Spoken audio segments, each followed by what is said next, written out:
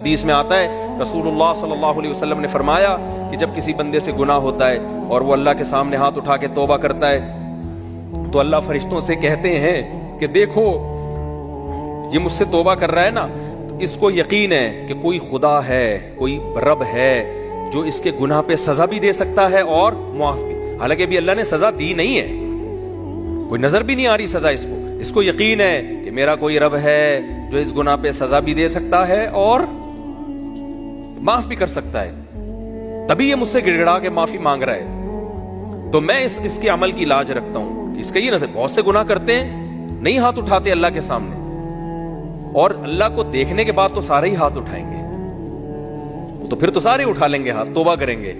اللہ کہہ رہے دیکھا نہیں ہے اس نے، میری آیات پر ایمان لایا ہے، میری نشانیاں دیکھ کر، میرے پیغمبروں کی دعوت پر لبیک کہا ہے، تو اس عمل کی لاج رکھ کے میں اس کی توبہ کو قبول کروں گا۔ حدیث میں آتا ہے پھر وہ دوبارہ گناہ کرتا ہے، پھر دوبارہ اللہ کے سامنے آ کے معافی مانگتا ہے۔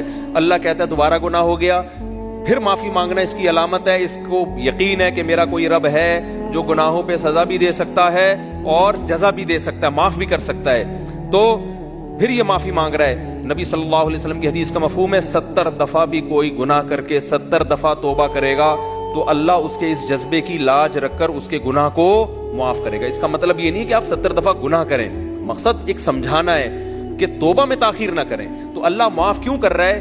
اس کے اس توحید والے نظریے کی بیس پر کہ اس کو پتا ہے کہ مجھے گناہ معاف کروانے کے لیے میرے پاس اللہ کے سوا کوئی آپشن نہیں ہے۔ تو توحید اللہ کو بہت پسند ہے، شرک سے اللہ کو بہت زیادہ نفرت۔